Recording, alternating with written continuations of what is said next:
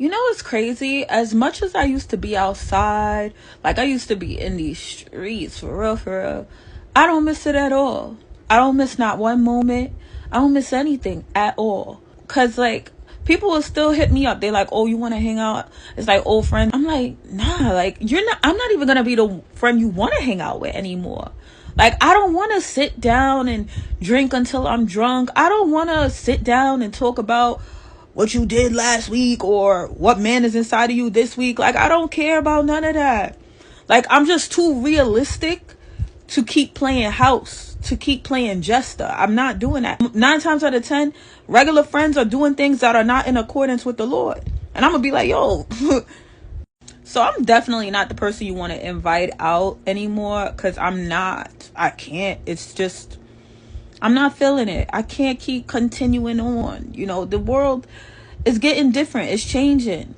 It just feels weird to me. It feels weird to me. I feel like an imposter, you know, going out there partying and doing all of that when I know what's going on in this world. When I know that as I'm able to sit and drink and eat and be merry, I know that somewhere a child's face is getting ripped up. Someone's getting ritually sacrificed to keep this dumb system going.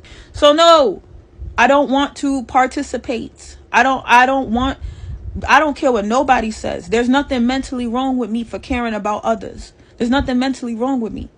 There's something mentally wrong with you to continue in a delusion where you know your government is lying to you. So no, I'm good. I know exactly what I feel, and there's nothing wrong with what I feel, because the information I have found out warrants that kind of response, warrants that kind of feeling. Mental illness is doing something abstract of what is the reality. That's mental illness. Reality is this place is a joke. It's garbage. It's evil what is going on here. What they're doing to black people. What they're doing to people like me. What they're doing to babies, regardless of race. No, I do not accept it, and I will not accept it. It's getting on my last nerves being here. I'm going to tell you the honest to God truth. So don't invite me to no parties. You want to hear me talk about ritual sacrifices? You want to hear me talk about what's really going on in this society? I'm not stopping until the Lord hears me. Because this has to stop. This has nothing to do with my happiness. My happiness could have been fulfilled with me just being silent. I'm not doing that. I came to the Lord in pursuit of justice. That's the real honest to God truth. That's why I came to the Lord. It had nothing to do with me. It had to do with others I know being torn apart and ripped apart and murdered for the sake of this disgusting system. If I have to die, if my life has to stop in order for this to stop, this murder, this slaying of babies, I don't care. It has to stop. And I don't care how much I lament. I will put dirt on my head. I will do anything for this to stop happening. Because I know they're doing it again. I see the patterns again. But now they're doing it to 11 and 13-year-olds. Here. You know what that is for somebody who knows what's going on in this world? To see them continue doing on and it's not doing nothing? And me speaking to y'all don't do nothing. It just makes me feel better to get it off my chest instead of just talking in my head. I'm in the pursuit of justice. And I found out that justice I could never get here, because these cops, these people in high positions are all in on it. So no, ain't no justice for me here. So I went to the Lord. That's my path to the Lord, is I'm seeking justice for the voices that are not spoken for the voices that are silenced. That's my justice, and I'm not going to stop until it's achieved. I take it very serious. And people like to call me emotional because of that. But I've forsaken an emotion for the pursuit of righteousness, for justice. So that doesn't make me an emotional being. That makes me a moral being. Learn the difference if you're going to call me something. That's the reason why I came to the Lord. And I ain't going to stop. And I'm not going to participate in this nonsense anymore. I will renounce every pleasure in this society. I will renounce every desire I have in this society for the things that I've seen happen to stop. And that is why I came to the Lord. There was no other reason. For me, that's just my path to the Lord. It was for justice. It was so that this could stop. That's the only reason why I came to the Lord. I hate what's going on. I don't like it. I don't respect it. And truly, it had nothing to do with me. And in fact, I was exalted. I was traveling, doing all these things. I was on national television, doing all the things that people are like, whoa, that's amazing. And now I look at it like nothing, because I realized it meant nothing. Because what's going on in the society is disgusting. And I will lament and I will cry and I will continue to show my brokenness because I do not accept this. And I will not accept it. And I will cry to the Lord until my lungs stop. And straight up, I didn't come to the Lord for peace. I didn't come to the Lord for my exhaustion. I didn't come to the Lord for my material blessings. I didn't come to the Lord to manifest my blessings on earth.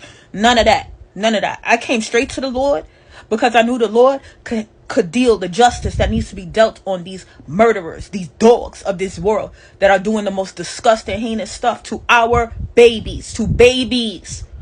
I didn't come to the Lord for me at all. I came to the Lord for justice, straight up. And the justice ain't, oh, I want to pray for my enemy. No, I want them destroyed. That's what I'm praying to the Lord for. I want their teeth broken. I want heads on some spikes. I don't care if that's vengeful. They need to die.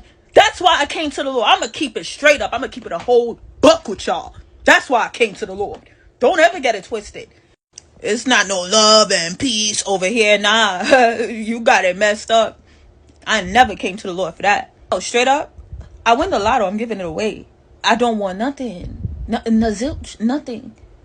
I want them destroyed.